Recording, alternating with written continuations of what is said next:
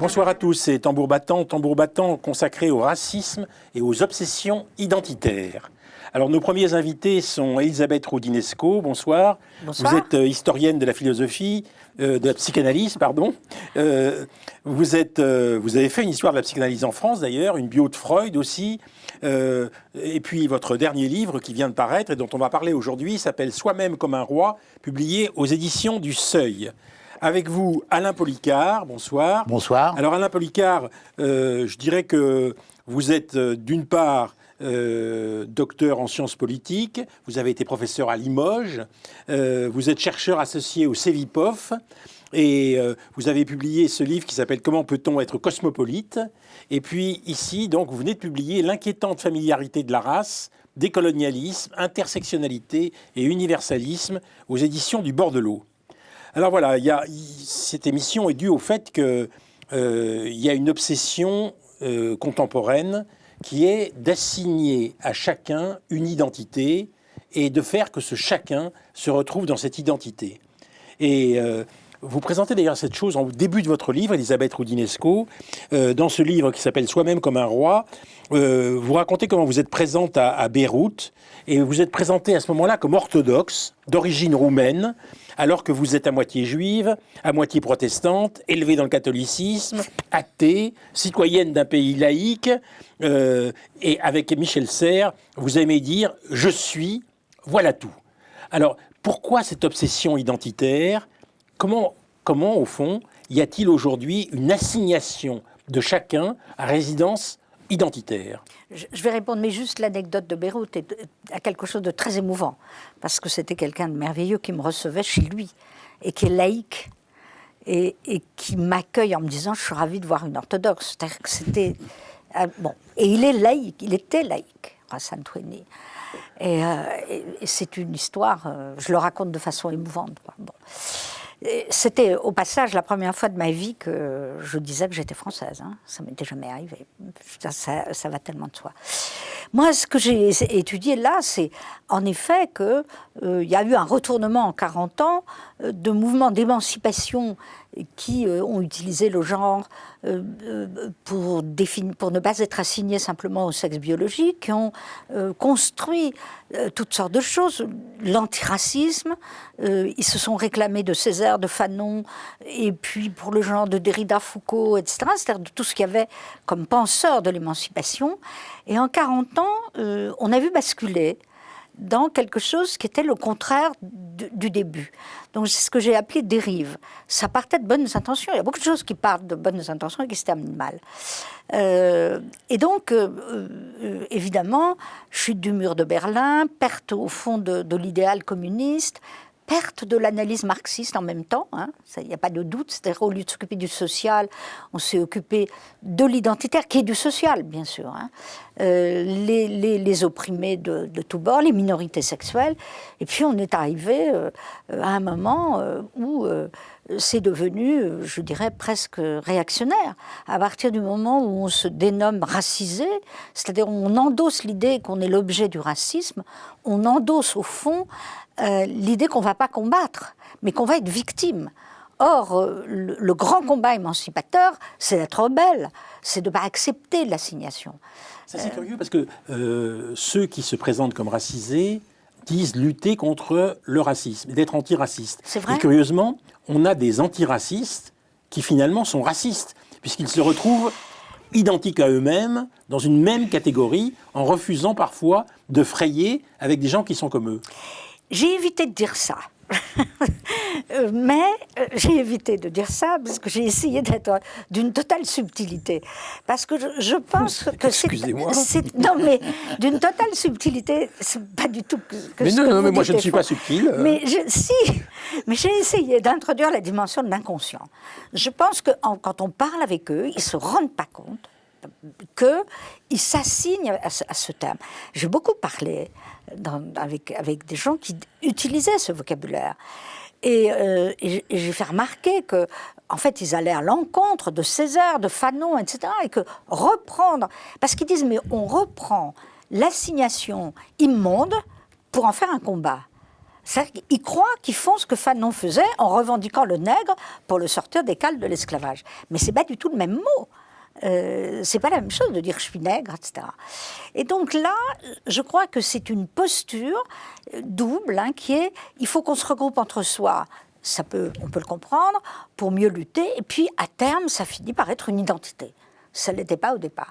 Donc, en effet, c'est ça qu'il faut... Est-ce qu'ils sont finalement racistes ? Je n'irai pas jusque-là.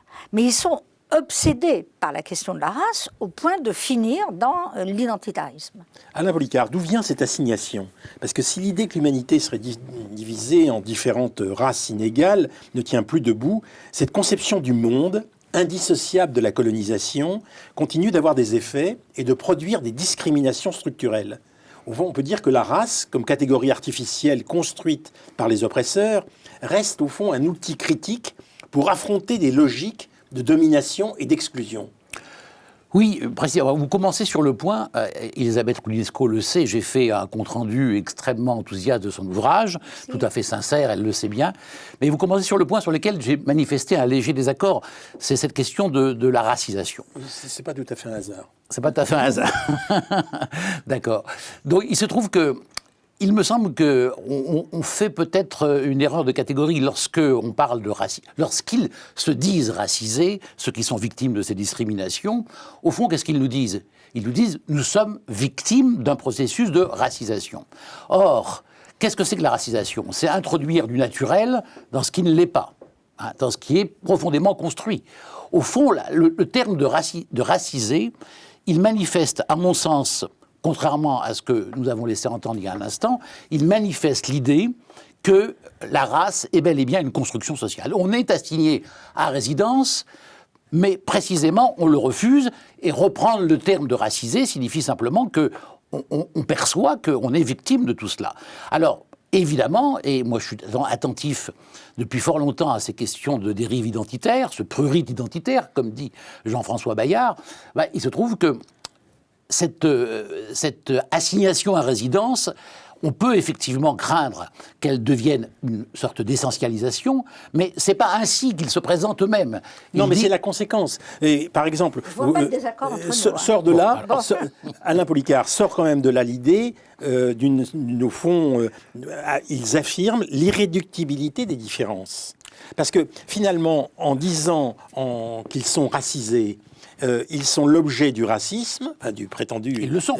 Mais bien sûr, ils le sont, bien sûr. Mais dans la mesure où ils ne se catégorisent que comme ça, d'une certaine façon, ils sont focalisés sur l'idée de différence. Or, il n'y a pas que des différences. Il y a autre chose qui les construit. Bien sûr. Et c'est cette pluralité qui manque, non ? Non, mais le problème essentiel, c'est celui, effectivement, de l'identité. Nous avons des caractéristiques culturelles, elles sont diverses. La réduction à une identité est quelque chose de profondément, effectivement, contraire à ce que véritablement l'homme est, enfin l'être humain est. Alors, je fais une référence qu'Elisabeth Roulinesco connaît, notamment pour évoquer ces questions à Georges Devreux. Georges Devreux montrait bien que la renonciation... Georges Devreux, on peut dire, c'est l'ethnopsychiatrie. C'est l'homme qui était à la tête du mouvement de l'ethnopsychiatrie. Ça veut dire qu'au fond, s'est intéressé aux conditions dans lesquelles la psychiatrie pouvait être spécifique lorsqu'il s'agissait de gens qui étaient marqués par une identité affichée comme ethnique. Voilà, tout à fait. Il faut en profiter pour dire que Georges Devreux est profondément anticulturaliste. Par moments exagéré, d'ailleurs. Alors, je ne sais pas. Enfin, en tout cas, beaucoup de ces épigones ont transformé son message profondément universaliste en un message culturaliste. Je songe évidemment à celui qui est le plus connu et qui s'appelle Toby Nathan, que chacun connaît. Et en réalité, c'est exactement contre cela que Devreux, en fondant l'ethnopsychiatrie sur une catégorie universelle qui était la culture, a voulu lutter. Donc moi, je suis très attentif à ces dérives identitaires, mais j'ai quand même le sentiment qu'on n'est peut-être pas toujours à gauche aussi attentif à la souffrance qui s'exprime par ceux qui se disent racisés qu'il faudrait l'être. Elisabeth Roulinesco, vous ne niez pas cette souffrance, évidemment. Jamais de la vie, je la nie pas. Des gens qui sont victimes du racisme. Je la nie pas. je dis que ce que j'appelle l'émancipation, c'est d'élever les enfants, les personnes, les gens qu'on aime, à se battre contre l'oppression, pas à s'y inscrire en reprenant ce terme à son compte. C'est toute la différence avec Césaire. Il glorifie le nègre, il glorifie, il reprend le terme infâme pour le glorifier. Tandis que là, on a un sentiment que ils se battent pas pour ne plus être victimes, mais qu'ils se battent pour la reconnaissance du statut de victime. Voilà. Et ça, et d'ailleurs pas tous, puisqu'ils sont attaqués par ceux-là même du même bord, qui ne sont pas du tout d'accord. Il y a une bataille interne, que ce soit les subjectivités arabes, que ce soit les subjectivités noires, etc. Attention, c'est une bataille interne, c'est-à-dire c'est grave. Qu'est-ce qui est émancipateur? Est-ce que c'est se vivre comme victime ad aeternam, ou est-ce que c'est sortir du statut de victime pour conquérir de nouveaux droits? Et c'est ça, moi, qui me paraît discutable. Deuxièmement, quand même, une des caractéristiques de plusieurs de ces dérives, ce que j'ai essayé de montrer, c'est qu'ils se sont quand même retournés contre l'anticolonialisme français. Au fond, c'est ça qui m'a fait bondir, qui m'a fait écrire ce livre. Quand j'ai lu Houria Boutedja qui dit « il faut fusiller Sartre », alors, Houria Boutedja, il faut te rappeler, donc, ces indigènes de la République, elle a fondé cette espèce de groupuscule qui s'appelle les Indigènes de la République, mais qui idéologiquement informe une partie du mouvement racialiste de façon excessive. Et de façon excessive. Mais bien sûr qu'il ne faut pas étendre, elle n'a pas un pouvoir universitaire qu'on lui attribue, bien entendu, et il y a des divisions. Mais tout de même, on lit ça, voilà. On est sidéré. Je peux même dire que par certains côtés, je me sens injuriée. J'appartiens à un courant anticolonialiste français. Mes parents étaient anticolonialistes. J'avais pas l'âge pour signer le manifeste des 121. Je ne peux pas tolérer qu'on dise fusiller Sartre. Ce sont les mots de l'OAS. D'ailleurs, elle le dit. Et d'ailleurs, quand on lit un certain nombre de textes, là, c'est les plus extrémistes, je me montre, elle rejoint Jean-Marie Le Pen. D'ailleurs, elle a des sympathies pour Jean-Marie Le Pen. Elle a des sympathies pour Zemmour. Mais bien entendu, quand on lit bien le livre, les Juifs, les Français, nous, bon, les Blancs et nous, c'est Houria Boutedja. Il y a des moments... quand elle dit « j'appartiens à mon clan, d'abord à ma famille, d'abord à ceci », c'est la phrase de Jean-Marie Le Pen. Je préfère ma sœur à mon cousin. Mon cousin. Donc quand même, quand ensuite elle rend hommage à Éric Zemmour, de façon ambiguë, mais qu'elle lui dit « tu es mon frère, tu es mon frère ». Bon, j'en ai assez, moi, de ce pseudo-humour, parce que ça finit par signifier ce que ça signifie. D'abord, et en plus, il y a des relents quand même très antisémites dans ce livre. Alors, Alain Policar, peut-être on peut venir au discours racialiste, parce que ce discours racialiste est surtout défendu par des gens qui s'inscrivent dans les mouvements décoloniaux. Ils considèrent que la modernité occidentale est nécessairement porteuse de domination. Et ça, vous écrivez que c'est la raison pour laquelle, chez eux, le dialogue entre opprimés et oppresseurs est impossible. Un peu comme si on était toujours sous le colonialisme. Elisabeth Roudinesco vient de faire allusion à ce passé de la colonisation. Eh bien, rien n'aurait changé depuis cette époque-là. Est-ce que c'est un peu ça? Écoutez, le problème du décolonialisme, c'est qu'il est extrêmement divers. Alors, on parle d'Houria Boutedja, il est facile de critiquer Houria Boutedja parce qu'elle est absolument indéfendable sur tout. Elle est raciste, elle est homophobe, elle est tout ce que vous voulez, elle est évidemment antisémite. Il n'y a pas de problème. Le Parti des Indigènes de la République, c'est peu de choses dans le mouvement décolonial, c'est peu de choses à la fois quantitativement et qualitativement, si j'ose dire. D'accord. Il y a une tonalité quand même qui... Mais ça m'intéresse, moi aussi. Ce qui est grave, si vous voulez, c'est qu'il y ait des intellectuels extrêmement célèbres qui soutiennent Boutedja et qui considère qu'elle n'est pas antisémite. Là, c'est un véritable problème. Parce qu'aucun juif et aucun militant antiraciste ne peut être dupe du fait qu'elle est antisémite. Mais moi, je crois que c'est pas très intéressant de s'intéresser à cette personne. Le mouvement décolonial est très divers. On trouve des lecteurs de Lévinas dans le mouvement décolonial. Enrique Dussel, qui est un des principaux auteurs, même si politiquement il est assez proche de Grossfogel, qui est un des fondateurs du Parti des Indigènes de la République, enfin du moins un des soutiens, Dussel est un lecteur de Lévinas, il a vécu en Israël, etc. Ça n'empêche pas d'avoir une position extrêmement critique à l'égard d'Israël. Mais il y a des auteurs très très divers, alors essentiellement sud-américains, et qui parfois se revendiquent de la théologie de la libération. Et qui ne sont pas nécessairement tous aussi hostiles à la pensée marxiste qu'on pourrait le croire en première approximation. Donc, si vous voulez, le décolonialisme, c'est quelque chose de très divers. Moi, je le distingue De surcroît, alors vous avez raison sur la façon de considérer que colonialité et modernité sont superposables, c'est la même chose, mais je distingue le décolonialisme du post-colonialisme, avec des auteurs, effectivement, qu'Elisabeth voilà, qu'Elisabeth a cités, et notamment Édouard Saïd, Frantz Fanon, Glissant, Césaire. On verra tout à l'heure avec Rachel Kahn que Glissant est une référence pour des gens qui sont tout à fait contre la mouvance décoloniale. Tout à fait, tout à fait. Kahn a des positions formidables. Oui.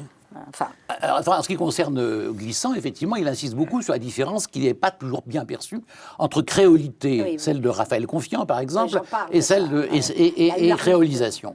La créolisation, c'est un mouvement, c'est un processus dynamique, et effectivement, on n'est pas figé dans des identités. Non, mais sur le pluridentitaire, comme je disais tout à l'heure, nous sommes évidemment d'accord, tous les trois.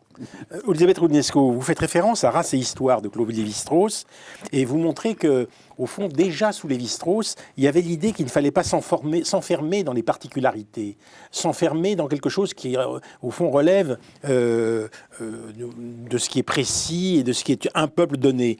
Et de la même manière, il n'y a pas d'uniformisation. Et en fait, vous montrez que l'oppression concrète contre laquelle il faut lutter, le refus de se définir comme racisé, eh bien, c'est une manière de refuser en même temps d'être dans une citadelle. C'est de refuser d'être aussi dans une citadelle genrée.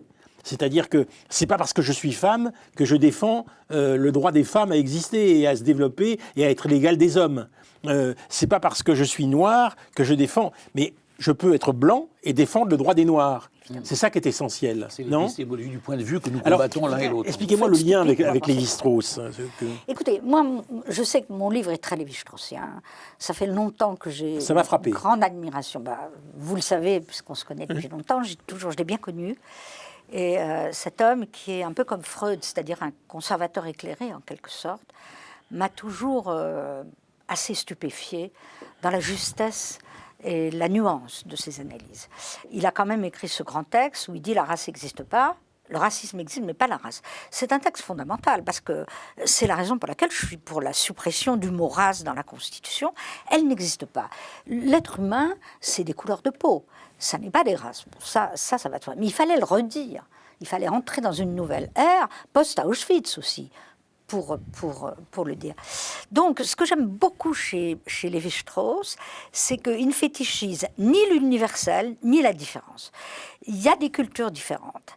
Il montre aussi qu'il y a des cultures et les peuples premiers doivent être défendus. C'est pas du tout parce qu'ils seraient inégaux en culture, mais inégaux en technique. C'est-à-dire que nous avons aujourd'hui les moyens, par la science, d'éliminer des peuples qui n'ont pas accès à la médecine. Sa défense des Indiens d'Amérique latine m'a toujours beaucoup touchée. Donc oui, il refuse l'uniformisation, mais donc un universalisme figé, et aujourd'hui on est en plein dedans, et un différentialisme figé. C'est pour ça que j'ai beaucoup tant parlé de lui. Universalisme décharné, disait Césaire. C'est ça que Lévi-Strauss refusait. D'ailleurs, il a néanmoins des positions parfois qui ne sont pas d'une très grande clarté. Dans le regard éloigné, on a l'impression que tout l'observateur, quel qu'il soit, en quelque sorte, commet une sorte de début de nocide. Bon, ça, Alain Policar, vous faites le parallèle entre cette manière de voir le problème racial et la manière de voir la question du féminisme. Et on va en revenir à ce concept qui est l'intersectionnalité. Peut-être vous allez pouvoir nous expliquer bien de quoi il s'agit. Mais vous montrez que ça prétend étudier les différences, mais ça accorde au principe du genre un privilège exorbitant. De la même manière que, au fond, un certain nombre de gens qui s'appuient sur ce mouvement, sur la question du racisme, dont ils font le centre, lui donnent une place excessive à cette question du racisme. Oui, alors la question de l'intersectionnalité est fondamentale parce que c'est devenu un enjeu politique. C'est quasiment devenu, comme l'explique dans un très beau livre Martin Storti, une sorte de slogan. Maintenant, à l'origine, ça n'est pas du tout quelque chose qu'on doit rejeter. Lorsque Kimberlé Crenshaw, en 89, propose ce concept, d'abord, elle est parfaitement concernée. Définition de concept. Alors, l'idée de l'intersectionnalité, c'est l'idée que les différentes luttes de race, de genre, de classe, se recoupent et qu'on doit évidemment, non pas avoir une approche additive de ces luttes, mais montrer qu'une femme noire, par exemple, c'est le cas de Kimberlé Crenshaw, une femme noire subit des préjudices tout à fait spécifiques parce qu'elle est à la fois femme et noire et que cette intersection-là n'est pas pensée par le droit américain. Car il faut bien comprendre, les juristes, que c'est ça qui est important. Le droit américain ne permet pas de prendre en compte, on peut prendre en compte des atteintes à la dignité de femme ou à la dignité de noir, mais pas aux deux en même temps. Donc ce concept, au départ, il est extrêmement utile. Après, évidemment, moi, ce que je lui oppose, c'est le concept de consubstantialité, parce que celui-ci, créé par notamment Daniel Kergoat, est un concept véritablement matérialiste et qui ne privilégie pas les dimensions identitaires. Mais Crenshaw, récemment, en 2020, hein, c'est tout récent, a pris du recul par rapport à la façon dont l'intersexualité avait été utilisée politiquement. Ça s'appelle les dérives. Voilà. Alors justement, Ça part de quelque chose de très bien. Et puis on a parlé des dérives, essayons de voir ce qu'il y a de l'autre côté. De l'autre côté, il y a donc quelque chose qui serait de l'ordre de l'universalisme. Mais l'universalisme est battu en brèche par un certain nombre des tenants du racialisme en disant l'universalisme est toujours abstrait. Alors comment faire pour que l'universalisme ne soit pas abstrait, ce soit un universalisme concret et au fond, comment prendre en compte la manière dont le racisme s'exerce, la manière dont l'antiféminisme s'exerce, sans être enfermé dans cette critique. Mais c'est pas parce que c'est abstrait qu'il faut le rejeter. Nous vivons aussi dans un monde où il faut penser les abstractions. Je reste très attachée à la déclaration des droits de l'homme de 1789. C'est le plus beau monument d'abstraction qu'on puisse imaginer. Qui a été battu en brèche, puisqu'on a dit les droits de l'homme, il n'y a pas les femmes. Bien sûr que si, il y a les femmes, puisque c'est les droits de l'homme. Ça n'a pas été appliqué sous la Révolution. Bien entendu que ça n'a pas été appliqué, que les femmes n'ont pas eu encore des droits. Mais il faut de l'abstrait. Et l'universel abstrait est utile comme concept. C'est ce qui manque à ceux qui se réclament trop du différentialisme. Autrement dit, il faut de l'abstraction pour penser l'être humain, parce que sinon, en effet, et c'est à ça qu'aboutit l'intersectionnalité, on va finir dans une spirale identitaire qui est que la femme noire, balayeuse, objet de toutes les misogynies plus le racisme, elle va être l'ennemie de la femme blanche balayeuse qui elle-même est l'objet... bon. Et donc, la spirale identitaire, c'est ça qu'il faut combattre. Alors, l'universel abstrait est utile. Est-ce que vous acceptez l'expression de Césaire, tout à l'heure citée par Alain Policard, d'universalisme décharné? Parce que Césaire combattait cet universalisme abstrait en disant il est décharné. Oui, il peut être décharné quand il est fétichisé. Autrement dit, aujourd'hui, oui, on a des universalistes décharnés. C'est-à-dire que ceux qui brandissent l'universel abstrait, comme ça, en disant ça doit être comme ça. Par exemple, beaucoup de féministes aujourd'hui françaises qui se réclament de Beauvoir disent c'est ça et c'est pas autre chose. Quand on lit Simone de Beauvoir, elle tenait compte des différences. Donc, si vous voulez, il ne faut pas brandir en effet de l'abstraction pour ignorer une réalité concrète. Il faut de l'abstraction et une réalité concrète. Il faut toujours penser les deux à la fois. Alors si on pense les deux à la fois, est-ce qu'on ne peut pas dire quand même, pour caractériser ce refus de l'universalisme abstrait, qu'on en arrive parfois à quelque chose qui est de l'ordre du rejet de l'autre. Oui, c'est vrai. Rejet de l'autre, c'est-à-dire de celui qui n'est pas comme moi. L'affirmation identitaire vous conduit à exclure l'autre, non? Absolument. Les deux. Si vous voulez, ce que j'appelle la fétichisation de l'universel d'un côté, la fétichisation de la différence. C'est pour ça que Lévi-Strauss est formidable. C'est un universaliste abstrait, Lévi-Strauss. Il vante les mérites, puisque c'est toutes les sociétés, pas d'uniformité. Mais en effet, alors c'est peut-être un peu difficile à comprendre, mais moi je pense qu'il faut fétichiser ni l'un ni l'autre. Et là, on est en plein, et on a des batailles qui nous paraissent aujourd'hui insensées. Je dirais même avec des gens qui étaient amis, qui se détestent et qui se signent des pétitions les uns contre les autres. Ça finit par donner ça. Alors à quoi ça ressemble? Pour moi, ça ressemble au groupuscule gauchiste. J'ai jamais été gauchiste, j'ai jamais supporté qu'un maoïste attaque un trotskiste qui attaque ça m'a toujours beaucoup énervé. Bon. Chacun s'enferme dans sa différence. J'ai été communiste. Chacun s'enferme dans sa différence. Oui, dans sa différence, dans la haine du voisin. Parce que du coup, on a plus de haine de ce qui est le plus semblable que de l'ennemi. Vous avez narcissiser des petites différences. Vous avez aujourd'hui de l'extrême gauche qui ne se rend pas compte que le danger principal en France, c'est pas ça du tout. C'est l'extrême droite, aux portes du pouvoir. Et ça, il l'oublie. Il l'oublie complètement. Essentiel, effectivement. Et ça, c'est essentiel, parce qu'avec l'extrême droite, identitaire, nationaliste, etc., il n'y a pas de dérive. Hein. Il y a les bottes. Il y a les bottes. Donc, je voudrais faire un petit commentaire, parce que le terme, en fait, abstrait, il a très bien été illustré par Elisabeth, mais l'universalisme qui est combattu, c'est un universalisme de surplomb, c'est-à-dire uniformisant. Voilà. Et qui a servi à justifier la colonisation, hein, l'assimilation par la mission civilisatrice de l'Occident. C'est contre cela que Césaire s'est levé. On parle aussi d'une conformité républicaine et laïque. Alors, vous-même, vous montrez à un moment donné que cette conformité républicaine et laïque, elle est critiquée parfois à bon escient. Absolument, oui. Mais c'est ce que je veux dire.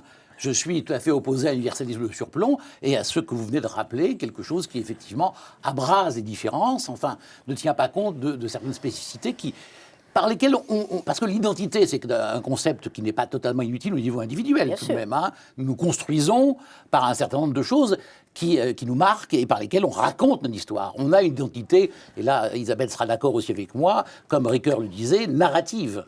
Donc il ne faut pas jeter l'identité avec l'eau du bain, si j'ose dire. Hein. Mais la sacralisation de l'identité, à cela on oppose un raisonnement tout à fait contestable de la part des républicains laïcards, je dirais, mais laïcards dans le sens où ils considèrent que la laïcité est quelque chose qui est intransigeant, exclusif, et qui se construit dans l'opposition à ceux qui ne seraient pas nous. Hein. Oui, Elisabeth ? Surtout français.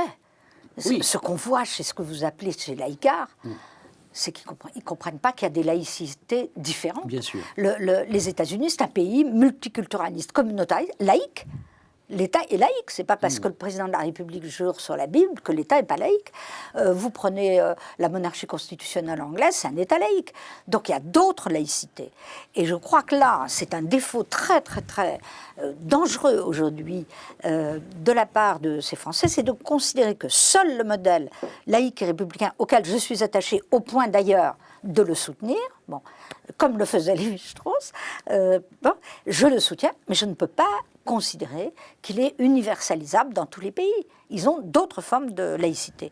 Est-ce qu'il n'y a pas quelque chose qui est à mettre en question dans la manière dont on condamne le communautarisme ? C'est-à-dire que, évidemment, l'universel se construit contre le communautarisme, contre les différents communautarismes. Mais en même temps, est-ce qu'il ne faut pas respecter une certaine forme de pratique communautaire, Évidemment. y compris dans un monde où la référence universaliste est acceptée ? Évidemment. Sinon, ça ne va pas. Et au fur et à mesure de la mondialisation, de la globalisation du monde, on le voit, la revendication communautaire va jouer un rôle qui n'est pas forcément nocif, qui peut l'être. Hein. C'est sûr que si ça conduit à ce qu'il y ait la guerre entre les Bretons et les Occitans, contre l'unification de la France, je peux pas, c'est une régression. Mais la communauté est importante, et c'est important. Oui, moi j'ai écrit un texte autrefois, je crois que c'était dans AOC, qui s'appelait « Unir la communauté, point d'interrogation », et je répondais qu'effectivement il ne faut pas. D'ailleurs, quelqu'un d'aussi peu à gauche que Raymond Boudon montrait dans ses travaux sociologiques que l'intégration, si tant est que le concept soit un concept non discutable, c'est une autre affaire, mais que l'intégration passait effectivement par, au début, pour les communautés qui venaient d'un pays étranger, par l'entre-soi. Vous avez une expression que je reprends vraiment facilement, mais qui m'a vraiment séduit, c'est le cosmopolitisme enraciné. Pas de moi, hélas. Non, je sais qu'elle vient d'un Ghanéen, un Ghanéen qui s'appelle Kwame Anthony Appiah, qui est effectivement américain d'origine ghanéenne. Oui. Mais je trouve ça formidable. Alors peut-être vous pouvez illustrer cette expression. Précisément, c'est tout à fait la question que vous posez. C'est-à-dire que enraciné, c'est l'idée que on ne peut pas construire en quelque sorte. On ne naît pas cosmopolite, on le devient. Voilà. Et donc, ça se construit à partir de son réseau de signification, de ce que nous avons à notre disposition pour que le monde prenne une certaine signification. Et à partir de là, en quelque sorte, ce sont des cercles concentriques. On part de son petit réseau familial, puis ensuite un autre réseau plus important, la ville, la région, la nation. Et on arrive à considérer qu'on n'est pas simplement le citoyen de tel et tel pays, mais aussi le citoyen du monde. Je rappelle que le livre d'Elisabeth Roudinesco s'appelle « Soi-même comme un roi, essai sur les dérives identitaires » et il est publié au Seuil. Et le livre d'Alain Policard s'appelle « L'inquiétante familiarité de la race » et il est publié aux éditions Le Bordelot. Merci. Merci à Bon, vous. c'est bien.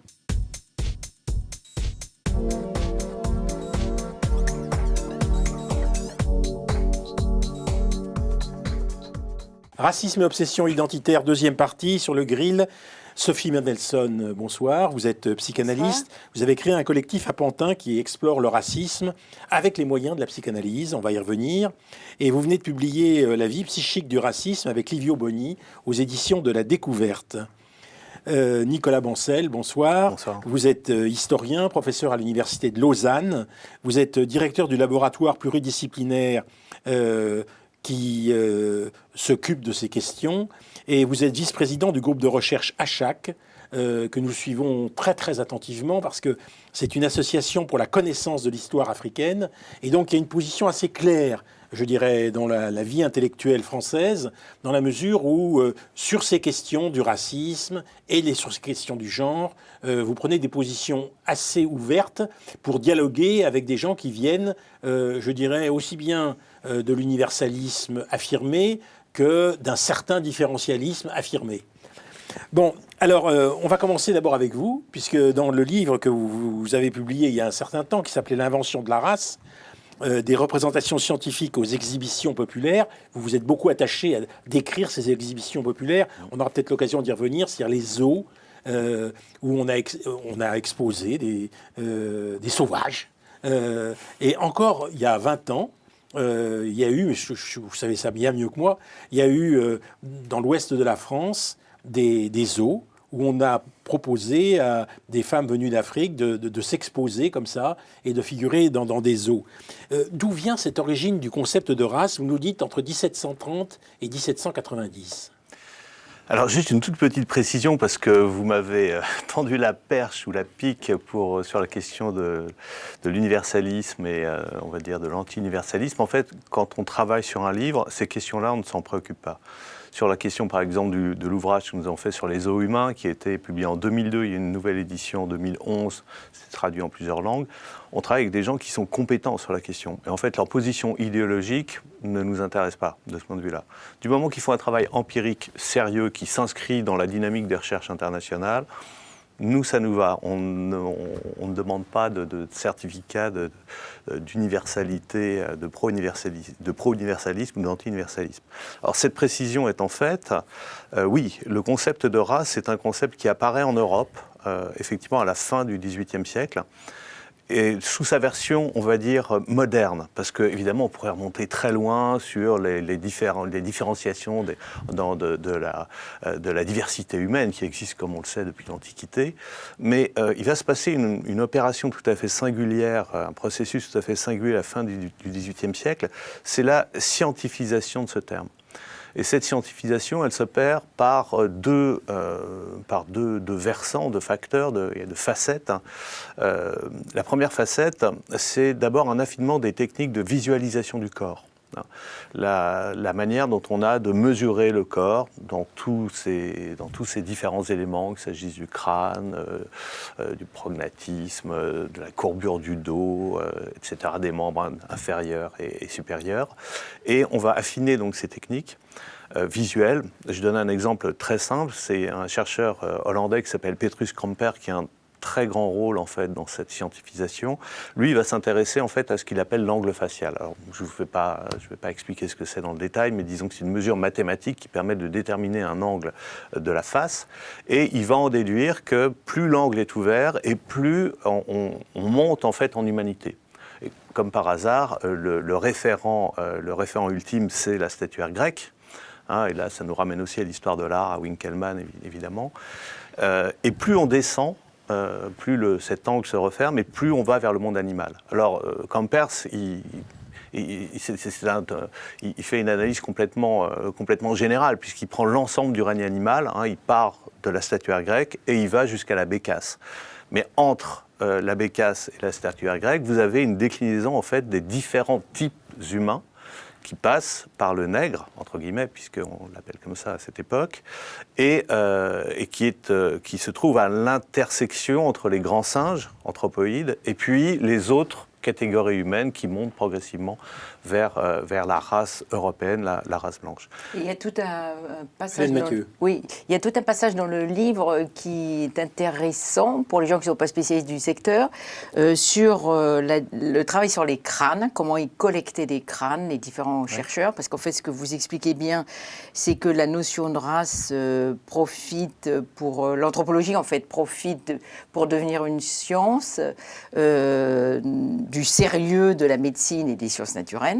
Et donc, il y a des collecteurs de crânes, y compris quand il y a sur le long du parcours en Afrique de la construction de la voie de chemin de fer, et que selon que les crânes sont dolicéphales ou brachycéphales, on voit bien que c'est race évoluée ou au contraire race préhistorique. Oui, alors les collections de crânes, en fait, les plus grandes collections de crânes, elles commencent là aussi dès la fin du XVIIIe siècle, en fait. Le plus grand collectionneur de crânes, c'est Friedrich Blumenbach, qui est un savant allemand, il est médecin. C'est l'inventeur de ce qu'on va appeler la craniométrie, qui va devenir une mesure décisive, en fait, dans la catégorisation des groupes humains. C'est le premier à avoir une collection de, je crois, 430 crânes. Mais ensuite, effectivement, dans les écoles d'anthropologie européennes, mais aussi américaines, plus tard japonaises, on va faire ces collections de squelettes, de crânes, d'ailleurs, dans tous nos musées d'histoire naturelle, partout en Europe, aux États-Unis, dans nos hôpitaux, vous avez ces restes humains qui demeurent, en fait, en l'état. On ne sait plus très bien trop quoi en faire. Nicolas Bon, c'est quelque chose de très très original, je trouve, dans l'historique du terme de race, c'est que l'inégalité des races humaines, finalement, leur hiérarchisation, ça devient une constante de la modernité occidentale. Et vous montrez que Francescao Panese, par exemple, a rappelé que la fabrique savante du nègre a éclairé le rôle essentiel des sciences de la nature et plus tard de l'anthropologie, de la médecine, dont la psychiatrie coloniale, comme levier de l'invention de l'inégalité des races. Ça, c'était extrêmement intéressant. Ça veut dire qu'on a biologisé, en fait, de plus en plus le concept. Si vous voulez, il se passe un phénomène qui est une articulation fondamentale, je crois, épistémologiquement, c'est tout à fait essentiel, c'est qu'on va articuler cette différenciation qui existe, parce que les groupes humains, on peut effectivement les différencier, il y a des méthodes pour ça, effectivement, il y a des groupes qui sont relativement homogènes du point de vue génétique au XIXe siècle, un groupe de Pygmées, un groupe de Maasai, c'est pas les mêmes morphotypes, c'est tout à fait évident, mais ce que font les anthropologues raciaux, et avant eux les naturalistes, c'est qu'ils vont apposer des catégories en fait subjectives sur ces différences qui sont objectivées par la science. Et c'est comme ça que, d'ailleurs, vous prenez les encyclopédies, c'est dès les encyclopédistes, vous prenez la grande encyclopédie de Buffon ou de Linné, on a des catégorisations qui sont très primaires, puisqu'on a 4 races chez Buffon, on en a 5 chez Linné, mais dès l'instant où ils publient ces tableaux raciaux, ils vont attribuer des qualités spécifiques à ces, entre guillemets, races. Alors le nègre, il va être paresseux, il va être infantile, il va être... On va lui être... Et donc ça date du primitif. Ce qui est intéressant, moi j'ai trouvé... siècle. Je ne sais pas ce que tu en as pensé, mais, Antoine, mais ce qui est intéressant, c'est que ça assoit l'idée qu'il y a des populations qui viennent en fait des préhistoriques et qui sont restées à ce stade et qui n'ont pas en elles-mêmes, pour des raisons scientifiques, les capacités à évoluer. Et donc, ça assoit une hiérarchie des races de façon scientifique. Ça, je trouve ça intéressant. Mais ce que vous dites aussi, enfin, ce qui est dit aussi dans le livre, pardonnez-moi, c'est que ça assoit aussi les identités nationales. Quand vous expliquez, par exemple, le Danemark et les Inuits, ou le Japon et les Aïnos, ou ça vaut peut-être le coup de le dire pour les téléspectateurs. Oui, parce qu'on pense toujours race, on pense Afrique, on pense Asie, on pense toute population extra-européenne pour aller très vite. Mais en fait, vous vous rendez compte que dans la construction des identités nationales, il ne faut pas oublier que l'État-nation, c'est une invention très récente. C'est le 19e siècle, les États-nations, c'est pas avant. Et l'État-nation, pour se construire, il a besoin d'un ensemble de dispositifs qui s'appellent l'école, qui s'appellent des valeurs transcendantes nationales, qui s'appellent la guerre. Enfin, il y a beaucoup de choses qui vont contribuer à former des États-nations, mais on a besoin de l'altérité aussi. Alors l'altérité, elle peut être très lointaine, c'est par exemple l'altérité de ces populations coloniales ou amenées à être colonisées qu'on va exhiber dans ces exhibitions ethniques qu'on appelle des zoos humains, mais ça peut être finalement des populations qui sont très proches. On le voit très bien d'ailleurs, ce phénomène d'altérisation de l'intérieur, on le trouve en France au XVIIe siècle, par rapport aux paysans, par rapport aux Bretons, etc. Mais vous avez, avec cette racialisation en fait des groupes, si vous prenez l'exemple du Japon, vous avez donc une population qui habite sur l'île d'Hokkaido, qui est un peu au nord du Japon, qu'on appelle les Ainu, et qui ont été toujours considérés de manière un peu folklorique comme les sauvages de l'intérieur. Et l'école d'anthropologie raciale japonaise, quand elle va s'enrichir, entre guillemets, des travaux qui sont publiés en Angleterre dans l'école d'anthropologie de Londres, parce que vous avez des ethnologues japonais qui vont venir en Angleterre pour travailler sur la question raciale avec les anthropologues britanniques et vont ramener ce corpus de savoir anthropologique, de savoir raciaux, ils vont l'appliquer aux Aïnous, pour prouver en quelque sorte que les Aïnous, ce ne sont pas les Japonais. C'est bien une catégorie très particulière, justement d'origine préhistorique, qui aurait moins évolué que les Japonais. Et donc le processus d'altérisation qui sert à construire sa propre identité, il se fait là avec une population de l'intérieur. Sophie Bernelson, ce qui est assez intéressant, c'est que vous dites au début de votre livre, je l'interromps parce que vous êtes exactement à cette liaison-là. Oui, exactement. Vous dites dans votre livre de façon extrêmement claire que la psychanalyse ne s'est pas intéressée à ces questions. Et que, curieusement, la question de la race, au fond, n'a pas été prise en compte par les psychanalystes. Comment ça se fait ? Il y a plusieurs raisons à ça. Je pense que dans le contexte français, parce que notre étude s'intéresse spécifiquement au contexte français et pris dans l'histoire française, donc, qui est aussi une histoire postcoloniale. On est parti du constat que depuis 1950, donc date à laquelle est publié le livre de ce psychanalyste français qui n'était d'ailleurs pas psychanalyste. Octave Manoni. Voilà, Octave Manoni, qui n'était pas psychanalyste. Il n'a jamais été psychanalyste. psychanalyste, il se définissait comme psychologue lui-même. Ah non, il a été un compagnon de route de Lacan. Mais il ne se définissait pas comme psychanalyste. Bon, il a fait beaucoup de livres de psychanalyse et il avait une clinique psychanalytique. En tout cas, donc on peut peut-être discuter là-dessus, mais en tout cas, le titre de son livre de 1950, c'est effectivement Psychologie de la colonisation. Psychologie de la colonisation. Le constat que nous avons été amenés à faire avec Olivier Bonny et puis dans le contexte de nos travaux dans le cadre du collectif de Pantin, c'est que depuis 1950, donc date à laquelle sort ce livre qui lui-même fait l'objet immédiat de controverses importantes avec le mouvement anticolonialiste de l'époque. Depuis lors, très peu d'éléments d'analyse qui étaient certes contextualisés, mais qui ouvraient aussi la possibilité de penser le contexte postcolonial dans lequel donc, on se trouve après 1962 en France, que ces éléments n'avaient pas été réutilisés par les psychanalystes pour penser à la fois la question du racisme, tel que les patients qu'on reçoit peuvent le rencontrer dans leur vie et n'avaient pas non plus été réutilisés à l'intérieur de l'histoire du mouvement psychanalytique pour traiter de ces questions, c'est-à-dire de la prise en compte, comment est-ce qu'on peut, à l'intérieur de la psychanalyse, penser la question du racisme. Alors pour Manoni, on peut dire qu'il y aurait un complexe d'infériorité de l'homme européen qui veut prouver au fond son indépendance, son autonomie, c'est ça que vous nous dites, avec sa domination sur le monde et son assujettissement des autres.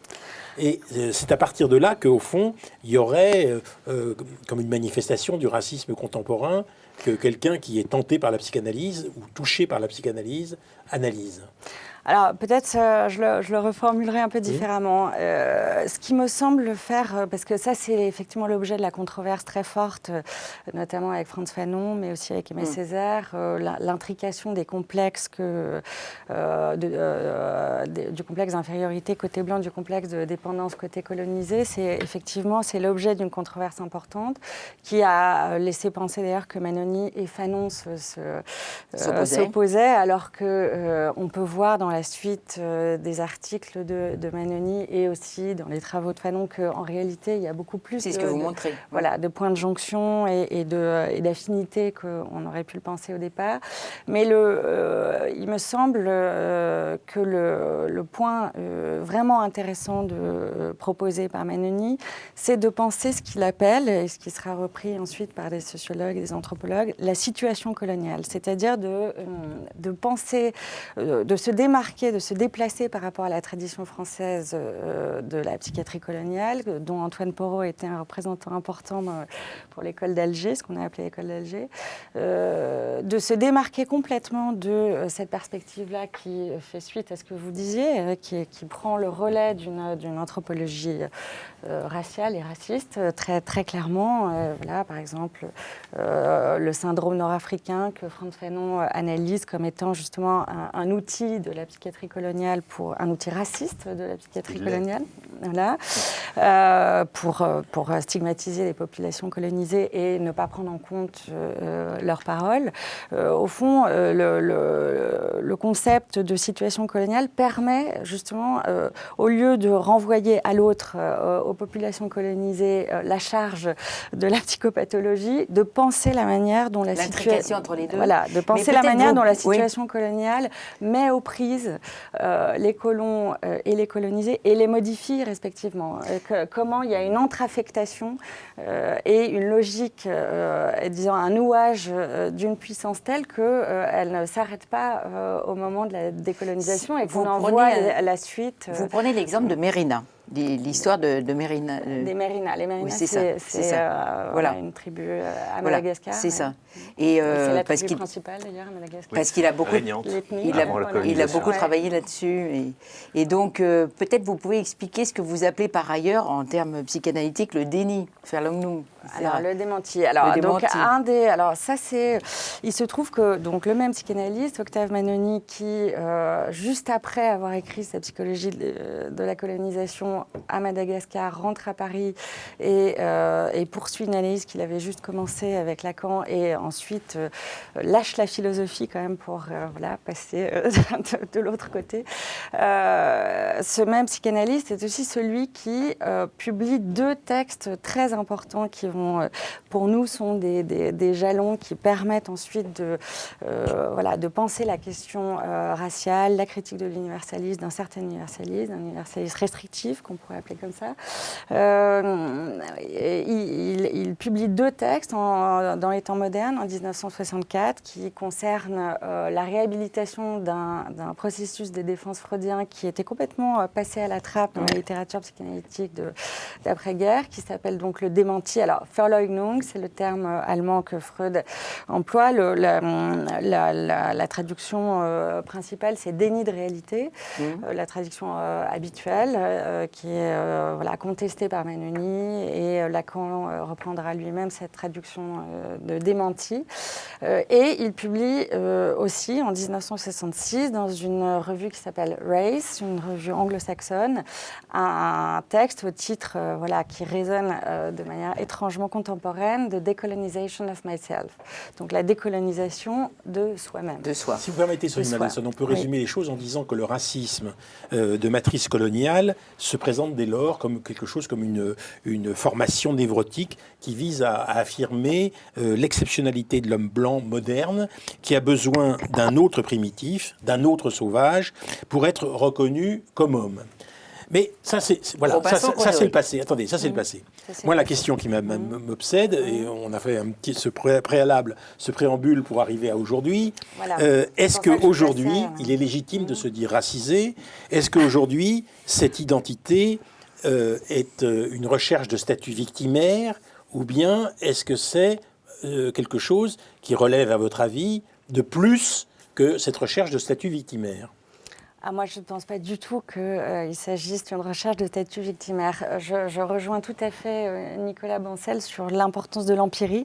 C'est-à-dire, qu'est-ce que ce livre, le collectif de Pantin également, et toute cette recherche vient du constat que nous avons fait à quelques-uns, praticiens, donc cliniciens, de l'émergence dans les récits de soi de cette question raciale qui était largement invisibilisée. ça fait, je dirais, 5-7 ans, disons, que dans les discours de nos patientes et patients, la question de pouvoir situer ce que ça veut dire pour soi-même d'être issu de cette histoire-là, c'est-à-dire principalement, donc, il s'agit de l'histoire française qui intègre au récit national une partie de la population qui vient d'ailleurs et qui est directement issue de l'histoire coloniale française. Donc il s'agit des migrations postcoloniales, 2e, 3e, 4e génération.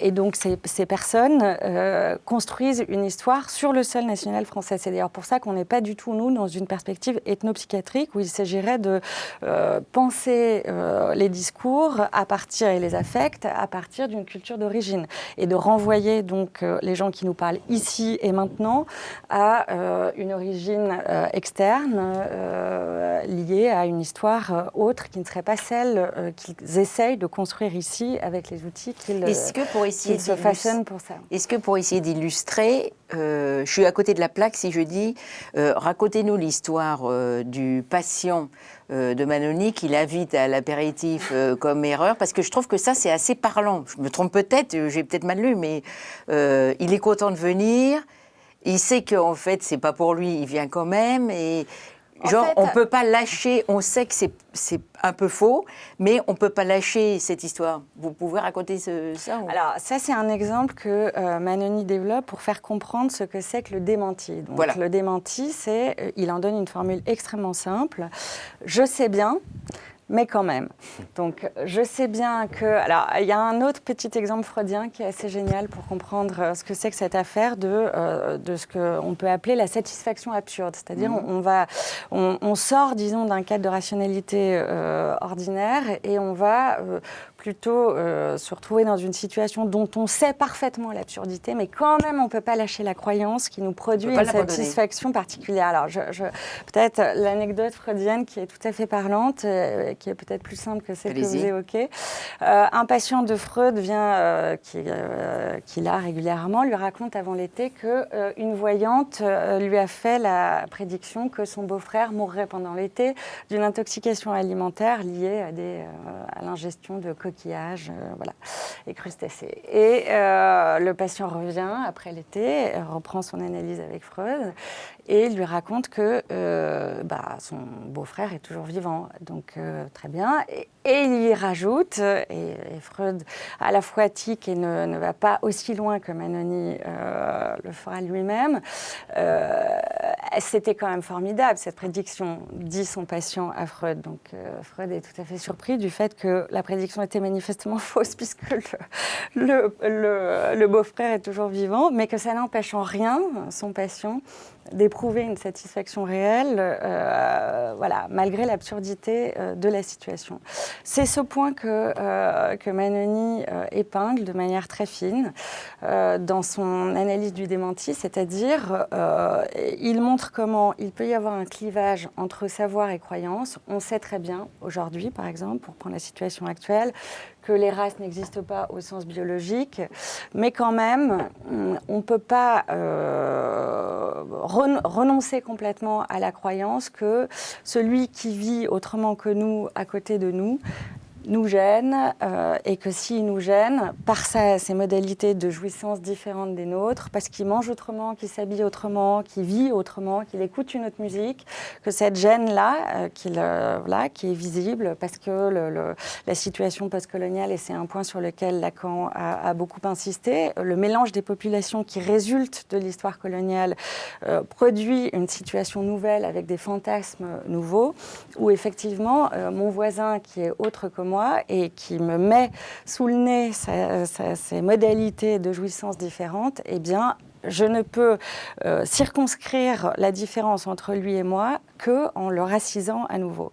La question de la victimisation, qui est une question fondamentale, me semble totalement hors de propos à partir de la clinique qu'on a. À partir du moment où vous utilisez le concept de raciser, en disant que ce voisin me racise, vous vous instituez comme victime. Si vous dites que le voisin vous racise, vous dites que vous êtes victime. La question que je voulais vous poser, c'est est-ce qu'il y a une différence entre le présent et le passé ? C'est-à-dire le colonialisme passé, qui instituait l'identité raciale et qui donc le mépris de race, etc., s'est-il prolongé aujourd'hui, pour être aujourd'hui, processus de continuel de racisation, ou bien est-ce qu'il y a eu une transformation? Est-ce qu'il faut seulement faire évoquer ce passé, ou est-ce qu'il faut articuler ce passé avec un présent? Voilà, c'est la question effectivement de savoir s'il existe une différence entre racisme colonial et racisme postcolonial. Oui. On a mis en continuité, disons, pour pouvoir produire des outils d'analyse critique à ce sujet. Donc, la manière dont Manoni pense les modalités du racisme colonial à partir de sa psychologie de la colonisation, et la manière, donc, à partir des années 60, dont on peut repenser autrement le racisme en branchant en l'occurrence Manoni sur Lacan, qui fait cette prophétie. Voilà, c'est ça, j'allais y venir, sur la prophétie. Racisme nécessaire. En 1913, le racisme a bien de l'avenir. Pourquoi est-ce que Lacan peut dire ça à ce moment-là? Il fait le constat que dans la situation coloniale, les positions de jouissance étaient précisément par la configuration de domination politique et économique instaurée par la situation coloniale, les positions de jouissance étaient bien circonscrites. Ce que produit la situation postcoloniale avec un mouvement migratoire amplifié et un mélange de populations qui était précisément ce que la situation coloniale permettait d'éviter, chacun de son côté, eh bien, à partir du moment où ces populations se mélangent, on peut parler avec Lacan de ce qu'il appelle l'errance de la jouissance. On ne sait plus très bien ce qui nous différencie de l'autre, et donc des différenciants comme la race, donc la réactualisation des usages sociaux de la race et non pas de la référence biologique à la race, devient de plus en plus importante, puisque on ne sait plus très bien comment se situer les uns par rapport aux autres. C'est ça qui ferait la caractéristique Nicolas du racisme. Bancel, vous êtes d'accord avec ça? Oui, je suis globalement d'accord avec ça, et je n'ai pas l'expérience psychanalytique de Sophie Mendelssohn, donc qui s'appuie vraiment sur de l'empirisme. Je trouve son travail tout à fait passionnant, justement parce qu'on peut observer la transmission aussi intergénérationnelle des mémoires, des affects, et ce que ça signifie aujourd'hui, parce que pour nous, évidemment, le fait, quand on dit d'être racisé, on ne sait pas très bien, nous, ce que ça peut signifier. Mais ceux qui le sont le savent. Ça ne veut pas dire qu'ils se définissent comme racisés. Je pense que vous allez un peu vite en besogne, parce qu'il y a peut-être certains intellectuels, il y a des courants, on va dire, des courants universitaires qui vont employer ce terme en sociologie, en ethnologie, parfois en histoire. Mais je ne suis pas sûr que ce terme soit incorporé par ceux auxquels il est censé s'identifier. Alors là où moi, pour parler, on va dire, du racisme contemporain, racisme colonial, racisme postcolonial, je vais faire deux remarques. Moi, je n'ai pas travaillé encore une fois sur cet aspect empirique. Mais vous voyez, l'histoire des décolonisations est assez claire. On vient de faire un bouquin là-dessus avec Pascal Blanchard et Sandrine Lemaire. Vous avez, après 1962, en gros, on tourne la page des colonies. C'est terminé. Alors, ce qu'on admet assez facilement, puisqu'il y a eu beaucoup d'études là-dessus dans les années 70-80, c'est que la colonisation ne termine pas ses effets, n'abolit pas ses effets avec la décolonisation, puisqu'il suffit de voir, par exemple, vous prenez l'Afrique noire, vous avez des bases militaires françaises, vous avez le franc CFA, vous avez les centres culturels, enfin, vous avez tout un ensemble de liens qui montrent la France-Afrique, mais pas seulement, vous prenez les pays du Maghreb, c'est d'autres modalités, et le fait est que les immigrations coloniales deviennent majoritaires dans les années 70. Donc on est bien dans une configuration où dans les pays colonisés, on est capable de penser le fait qu'il y a des continuités. C'est beaucoup plus difficile pour nous de penser ces continuités dans le cadre de la France, comme si d'une certaine manière, après les décolonisations, tout ça avait disparu derrière l'horizon. L'aphasie coloniale française, voilà. Si je peux me permettre, oui, c'est le terme de Anne-Laure Astoler. Qu'on a publié dans Rupture postcoloniale. Voilà. Et ce dont on s'aperçoit de manière assez frappante, c'est qu'après la guerre d'Algérie, il y a cette volonté d'oubli que Sophie a décrite, ou de déni, je ne sais pas comment exactement l'appeler, Mais ce que nous, on constate, c'est que dans les dispositifs culturels, donc des choses qui sont à bas bruit, qui n'intéressent pas grand monde, à vrai dire, hein, la bande dessinée, le cinéma, pourquoi pas la littérature, de manière plus anecdotique, tout ce qui charriait en fait cette archéologie des représentations coloniales qui différenciait les populations entre elles, qui les hiérarchisait de manière non scientifique, si vous voulez, mais s'appuyant aussi sur cette référence lointaine, eh bien se poursuivent. Alors, ça montre qu'il y a des continuités. Ça ne veut pas dire que c'est la même chose. Attention.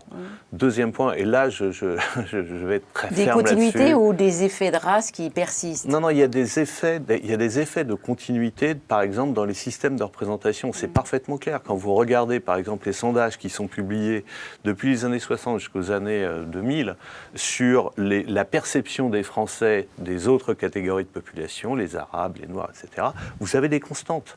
Et ces constantes, elles sont logiques, puisque dans ces dispositifs culturels que je viens d'évoquer, il n'y a pas d'abolition des représentations coloniales.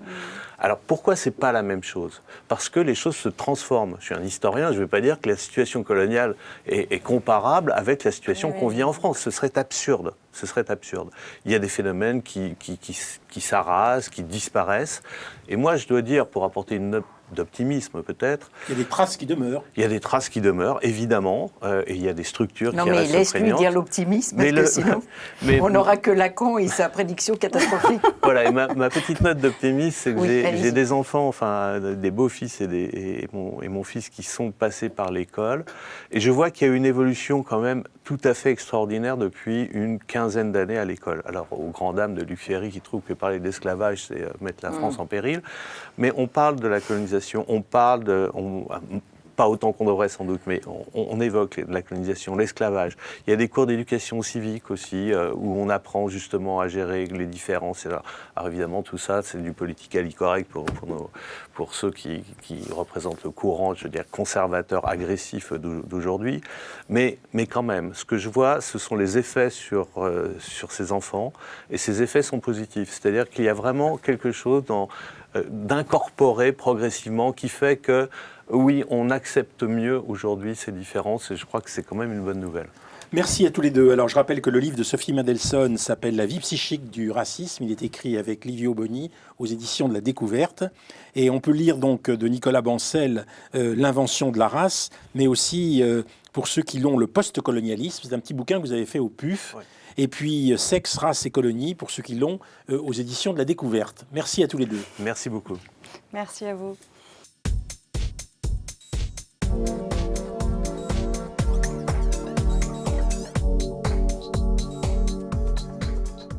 Racisme et obsession identitaire, notre grand témoin est Rachel Kahn. Bonsoir Rachel Kahn, vous êtes juriste, vous êtes scénariste, vous êtes actrice, vous êtes co-auteur de Noir n'est pas mon métier, qui était paru aux éditions du Seuil.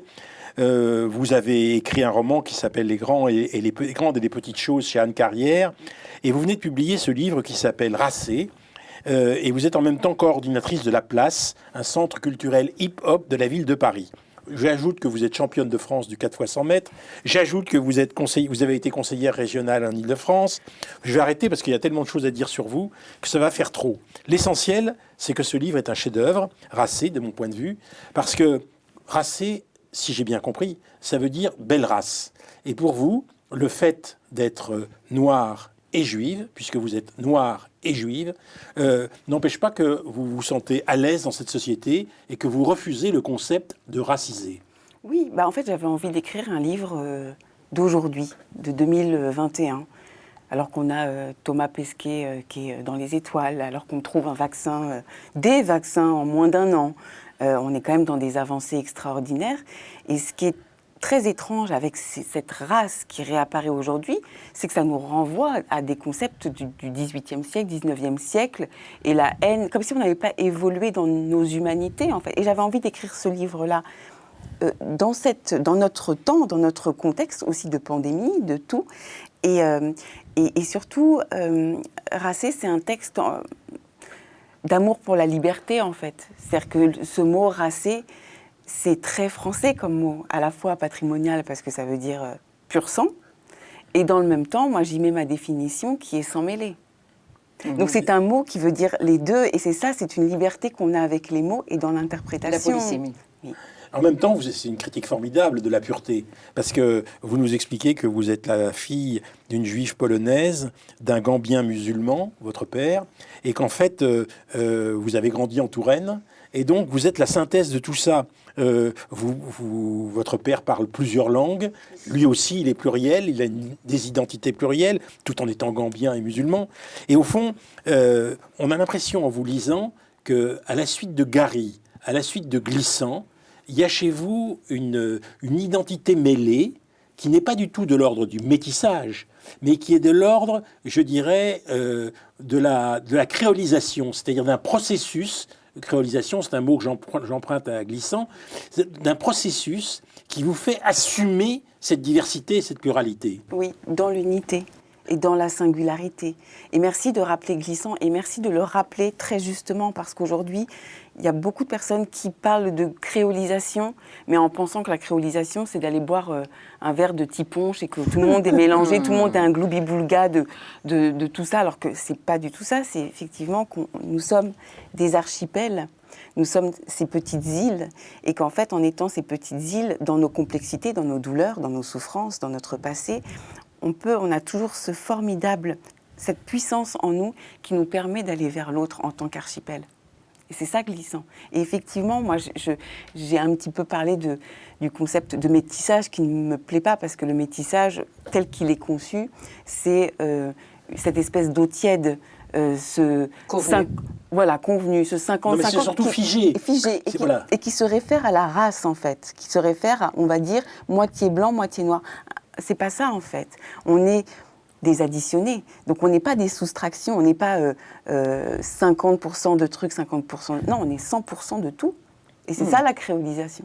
On est 100% blanc, 100% noir, 100% français, 100% femme, 100% juif, 100%. Et c'est ces 100%-là qui est comme tambour battant, un moyen d'aller vers l'autre, pleinement.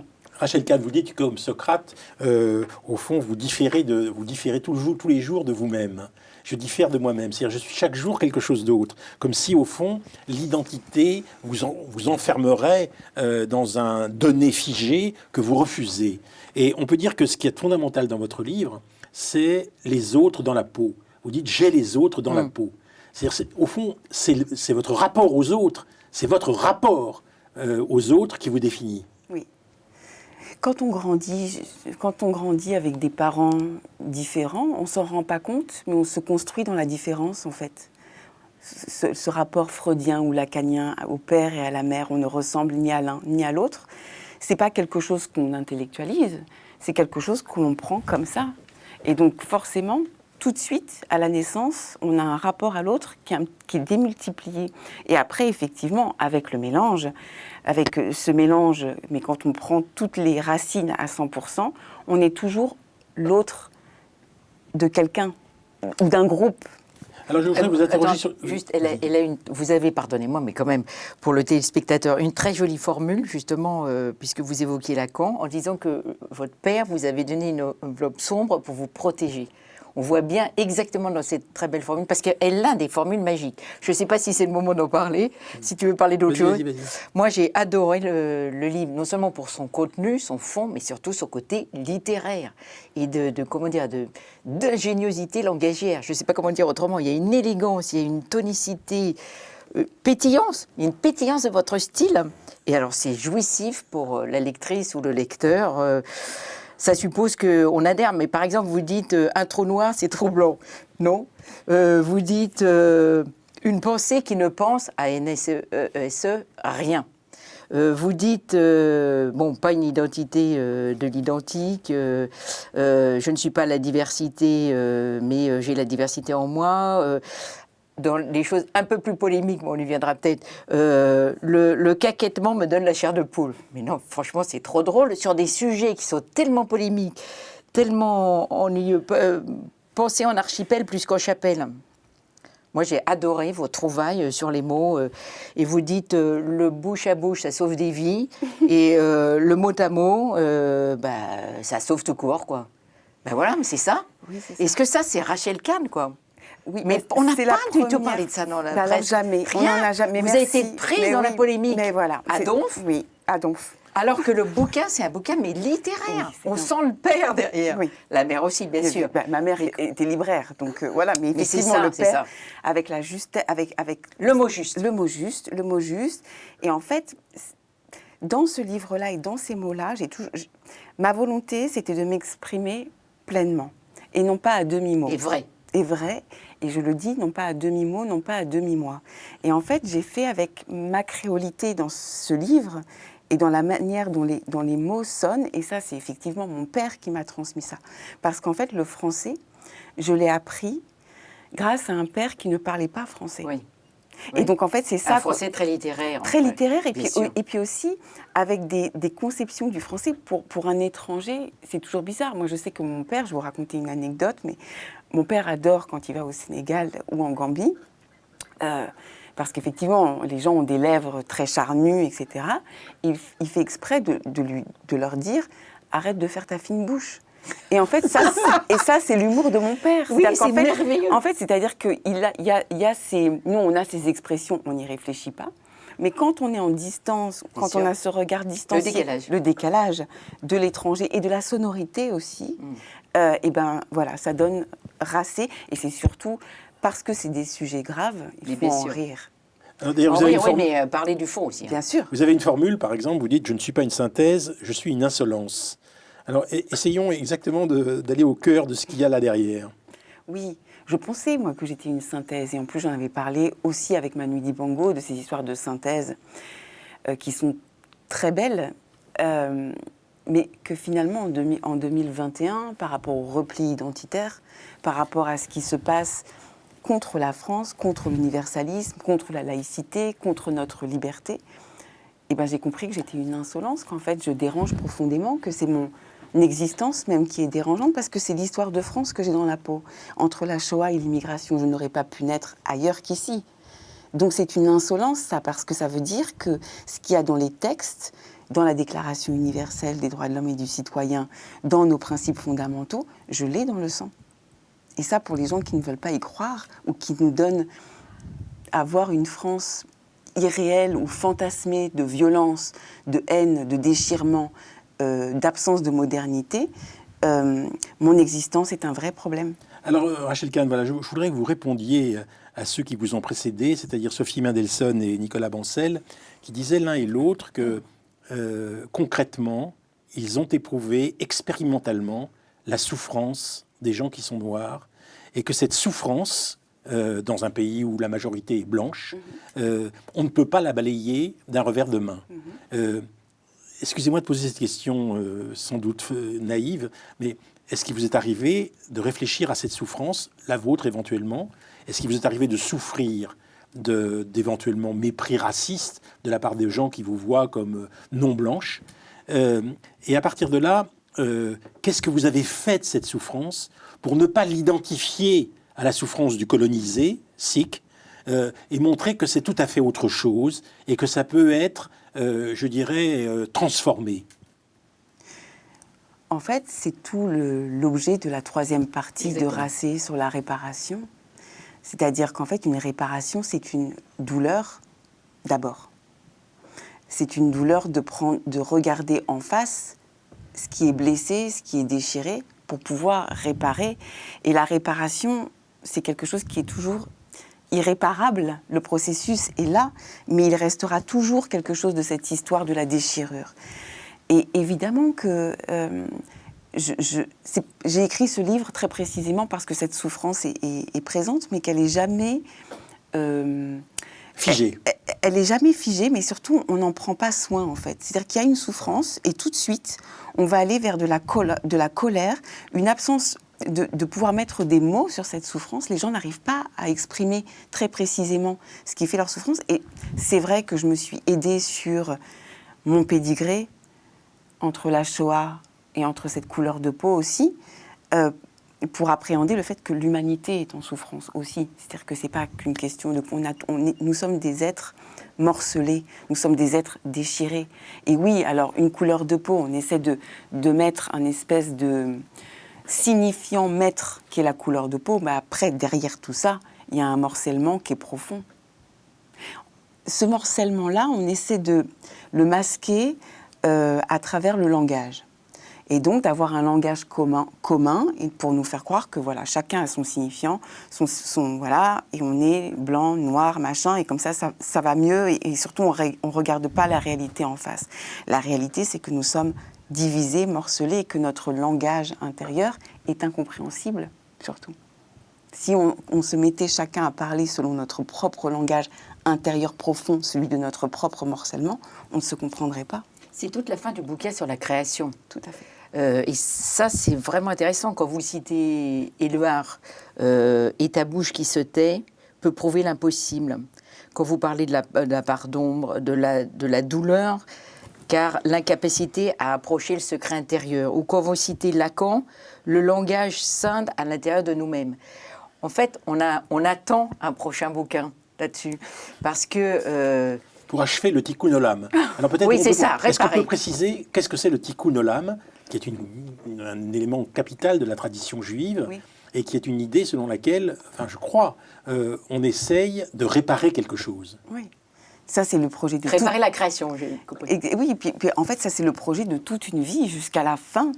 Et c'est pour ça aussi qu'on a cette dimension du pardon qui est si difficile pour réparer. Parce qu'en fait, aujourd'hui, on est dans cette culture de l'excuse. Donc on a d'un côté des gens qui se sentent offensés et de l'autre côté des blancs qui devraient s'excuser. Mais quand on présente ces excuses, est-ce qu'il y aura le pardon à un moment donné de l'autre partie de la communauté? Je ne crois pas, ça ne fait pas partie du projet de la réparation. Et c'est pour ça que j'ai voulu mettre le tikkun au centre, enfin en tout cas de ce projet racé. Parce que sinon on se bat pour rien s'il n'y a pas de réparation. Mais concrètement, C'est quoi la réparation? Pour moi, c'est la création. En Voilà, tout cas, mais c'est ça. en fait, ce livre, chacun doit essayer de questionner sur sa propre réparation. Moi, c'est vraiment un livre pour que chacun puisse être libre. C'est pas un livre dogmatique sur vous devez penser à tel mot, etc. non, c'est un livre Ça très signifie, personnel. Voilà. ça signifie, comme le disait tout à l'heure Hélène Mathieu, au fond, que la réparation doit déboucher chez chacun sur quelque chose qui est de l'ordre de la création. Oui, et de l'intime. Bah, vous citez, Gary, Ajar. C'est qu'en fait, il crée, mais en fait, il crée un autre Exactement. qui n'est pas lui-même, quand il va jusqu'au bout. C'est ça. Donc là, on voit la douleur, mais qui s'en sort. Enfin, Exactement. il résout sa douleur comme ça. C'est ça. Mais il en meurt. Mais il en meurt, mais il a réussi, en fait, justement, lui, avec un contrôle total de son œuvre de vie, pour savoir très précisément à quel moment son œuvre allait s'arrêter, avec lui-même. Comment va s'appeler la jarre de Rachel Kahn? Moi, j'adorerais... Pardon. C'est sombre.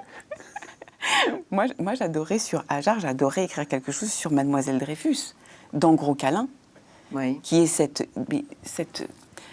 ce génie d'Émile Ajar, Romain Gary, d'avoir créé ce personnage, une Guyanaise. Il écrit en 1973 Gros Câlin, Oui. une Guyanaise qui s'appelle Mademoiselle Dreyfus. Pourquoi? Parce qu'en Guyane, on avait besoin du tourisme, donc beaucoup de gens s'appellent Dreyfus. Donc c'est vraiment la blague d'Émile, enfin l'humour d'Émile Ajar. Et donc, comme elle est noire, elle n'est pas coupable. Mhm. C'est tellement moderne. Un film plutôt alors, non? J'adorerais, moi. C'est génial. Mais non, il faut réécrire Mademoiselle Dreyfus. Il faut que vous réécriviez l'histoire de Mademoiselle Dreyfus. Voilà. Non? Oui. En fait, c'est à cela que vous nous appelez. C'est que chacun d'entre nous doit finalement créer pour contribuer, après la réparation, à constituer du neuf. C'est-à-dire à constituer quelque chose qui dépassera complètement ces du concepts vrai, de oui, racisé. du vrai, du profond, C'est ça. de l'intime. Et le prolongement de son être, toujours en mouvement. À partir du moment où vous le disiez sur l'identité figée, à partir du moment où on n'est plus en mouvement, et je me suis posé cette question par rapport à moi-même, en écrivant Racé, ça a été un gros questionnement. Je ne voulais pas être enfermée dans cette noire juive qui écrit sur l'universalisme. C'est pas du tout intéressant. Chaque jour, j'essaie de me remettre Ça aurait été un essai. Là, c'est pas un essai. Là, c'est très pâle. Voilà. Mais stylé. Ah, cool. Moi, j'ai tombé. Très Alors stylé. écoutez, essayons d'être concrets. Concret. Parce que l'universalisme, c'est un concept qui continue à compter pour vous. Bien sûr. Alors, comment est-ce que vous l'illustreriez pour qu'il ne soit pas abstrait et pour qu'il ait quelque chose de charnel, pour aller à l'inverse de ce que disait Césaire quand il disait concept décharné? Eh ben moi, je vous disais tout à l'heure que j'ai l'universalisme dans les veines. S'il n'y avait pas eu cette notion d'universalisme, je ne serais pas là. sur ce couple qui s'aime encore, que sont mes parents, sur nos enfants profondément créolisés aujourd'hui, qui vivent avec l'horaire chinois depuis la pandémie, l'horaire américain, les machins, une ouverture sur la géographie. Et Thomas Pesquet, Et Thomas Pesquet. tous les 45 minutes passe le tour de nous la envoie tête. nous envoie des petites photos. Ce monde profondément créolisé en 4 dimensions, ça c'est charnel. Et ça, c'est l'universalisme. Il est dans l'univers, hein. Je pensais que vous alliez répondre à la question d'Antoine sur le désir. Parce qu'en fait, vous parlez du désir à la fin. Ouais. Vous citez aussi Barthes. Je frotte mon langage contre l'autre. C'est comme si j'avais des mots en guise de doigt. La question du désir, c'est un sujet que tu pourrais lui poser comme question, non? Vous dites que les échos du désir sont fondamentaux pour penser Racé. C'est l'essentiel. Vous avez vu comme les gens, notamment, qui se battent aujourd'hui, qui ont une colère en eux, de la haine, nous enlèvent tout désir. On ne les désire pas. On est presque éteint. Et en fait... Protégé, en tout cas. Oui, voilà. Oui, c'est ça. Et en fait, ça ne nous met pas en vie.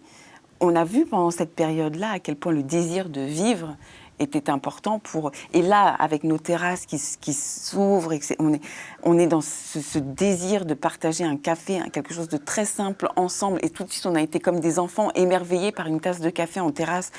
Le désir, pour moi, il est fondamental de le remettre au centre de toute chose. Vous dites « Je paverai les rues d'élan de mon cœur pour que vos pas soient sûrs ».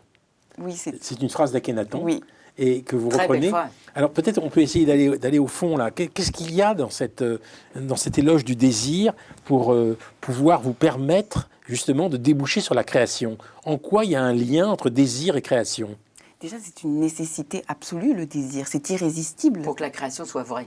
Exactement. Sinon, elle est baratin. Exactement, profonde, vraie. Surface. On est tellement happé aujourd'hui par les enjeux économiques, les marques, les machins, qu'on n'arrive plus à se recentrer sur notre propre désir. On répond à ce que le consommateur va vouloir. Et donc ça, c'est pas du tout vibratoire.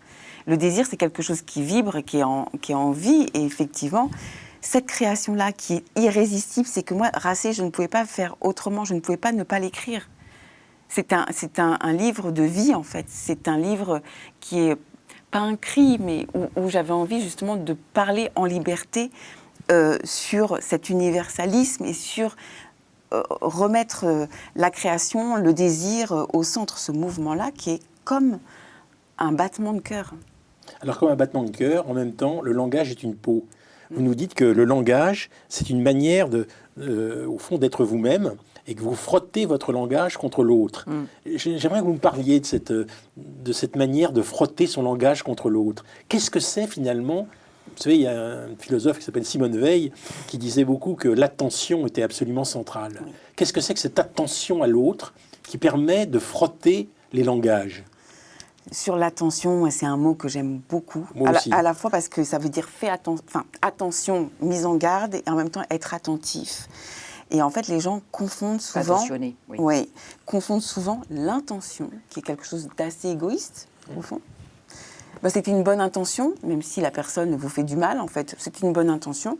Et l'attention, qui est se mettre à la place de l'autre. Et ça, c'est formidable. Après, sur le langage, c'est cette dialectique entre celui qui parle et celui qui écoute.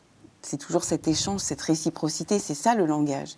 C'est quelque chose qui rebondit. Et c'est pour ça qu'on se frotte à l'autre avec quelque chose qui sort de notre bouche. Là, il y a toute une idée, le désir est là dans le langage. Est-ce qu'il vous arrive pas d'aller trop loin quand vous dites, derrière Gérard de Nerval, « je suis l'autre » Parce que si on respecte l'altérité, oui. On n'est pas l'autre. L'autre est quand même autre. C'est-à-dire, il est différent de moi.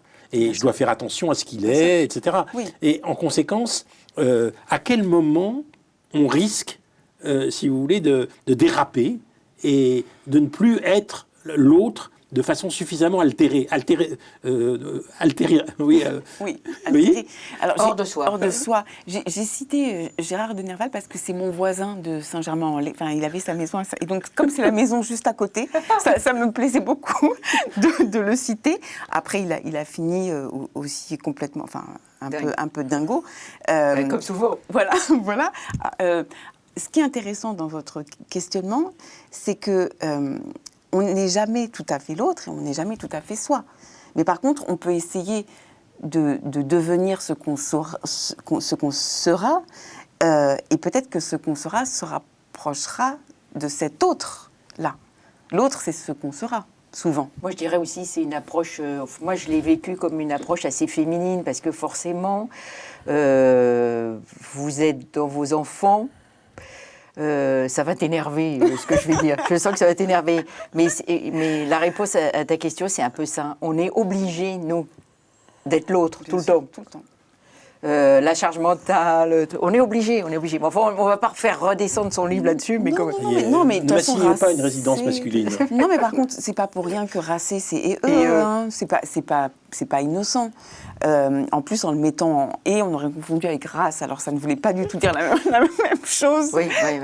Après, c'est vrai que sur la conception matricielle de l'accueil de l'autre, de l'attention portée à l'autre, de la vie donnée à l'autre, c'est sûr que là, on est sur des dimensions qui sont différentes. Et c'est pas grave du tout, mais c'est comme ça, le féminin est présent, très fortement. Alors justement, vous insistez beaucoup sur la présence d'absence. Quand on n'a pas de féminin, comme c'est mon cas, parce que je suis masculin, il y a quand même une absence, il y a quand même une présence du féminin. C'est-à-dire que de la même manière que chez vous, il y a aussi une présence du masculin. Oui, très. Et donc, ce qu'il y a de bien, je trouve, dans votre livre, c'est que on n'est jamais assigné totalement à résidence figée. pour ça qu'on En est conséquence, on est l'autre. C'est comme ça qu'on est l'autre. C'est ça, C'est exactement. comme ça qu'on peut dialoguer avec l'autre à l'intérieur de soi Exactement. et être attentif Tout à en fait. même temps à ce qu'il Tout est à fait. et à ce qu'on ne suppose pas qu'il est. Exactement. Et c'est ça, en fait, c'est le non présupposé et c'est le fait qu'en étant l'autre et dans cette identité en mouvement, nous sommes imprévisibles. On reste surpris. On reste surpris. Se laisser surprendre par l'autre. Mais c'est ça. Toujours. Et là, on est vraiment Très loin des victimaires, là. très loin des victimaires, totalement dans le désir. On est contrairement aux habitudes. Quand on est avec des personnes, et en fait, on n'a pas envie d'être avec des gens, vous savez ce qu'ils vont vous dire. Ah, ça, c'est Vous- épouvantable. Ah oui. Là, ça nous... On peut finir la phrase. on peut finir la phrase. On sait à quel moment ils vont nous... On s'amuse pas. On ne s'amuse On n'est pas ému. On n'est pas dans la vie. On n'est pas dans ce truc d'imprévisibilité. Nous sommes des imprévisibles. On est sur Terre en imprévisible. C'était pas prévu qu'on soit comme on est. Donc, il faut continuer cette imprévisibilité tout le temps. Et si on se surprend à soi-même, et c'est là que la création, moi, me fascine, c'est qu'on est surpris de soi-même aussi lorsqu'on crée. Et il faut toujours être surpris de soi-même lorsqu'on parle, lorsqu'on échange avec les gens. Voilà, moi, je trouve que c'est un jeu permanent. Et c'est un exercice de liberté, mais qui fait très peur. Oui, je sais, c'est une grosse... Il faut y aller, mais ça fait très Bien peur. sûr. On ne sait pas où ça va. Non. Mais quand vous faites l'éloge de la signature à la fin du livre pour réparer, est-ce que vous ne pensez pas que vous risquez de figer toute ce donné, toute cette création? Et est-ce que la signature, c'est pas une manière de figer tout ça? Ah, pour moi, c'est exactement l'inverse. Ah bon? C'est marrant. Parce que pour moi, une signature, elle évolue en fonction de votre humeur, de ce que si vous êtes fatigué. Je parle de signature vocale, votre manière de parler, votre manière de bouger, votre manière de rire, votre manière de signer sur le papier est très reconnaissable et toujours différente. Vous ne signez jamais de la même manière. Vous signez avec si vous avez froid, si vous avez chaud, si voilà. Donc c'est toujours différent une signature. Et moi je trouve ça beaucoup plus comme une espèce de un dessin sur mesure de vous-même à chaque instant. Là, je vous donne une feuille, vous signez. Votre première signature ne sera pas du tout la même que votre dernière signature. Rachel Kahn, votre avenir comme créatrice, ce sera dans quel domaine? Dans tous La les création, domaines. pardon? Dans tous les domaines. Dans tous les domaines. Oui, parce que en fait, c'est ce qui me permet, moi, de travailler avec des matières et des couleurs qui sont différentes. En fait, on parlait au tout début de mon pédigré qui est mélangé. En fait, moi, je vis mélangé. Je vis avec plusieurs esthétiques, plusieurs pratiques, plusieurs métiers. C'est comme ça que c'est mon existentialisme. Ça permet qui est comme d'avancer. ça. Ouais, c'est une liberté que je m'offre. Merci Rachel Kahn. Alors, Merci je à rappelle que vous. votre livre s'appelle Racé. À lire absolument. Maintenant, je vous invite à fermer votre télévision et à réfléchir à ce que vous êtes. Vous êtes d'abord ce rapport avec les autres que Rachel Kahn décrit si remarquablement. Je vous invite à lire son livre, parce qu'en lisant son livre, vous sortirez de vous-même et vous rentrerez au plus intime de vous-même, parce que vous aurez communiqué avec une autre qui sait ce que sont les autres. Bon courage.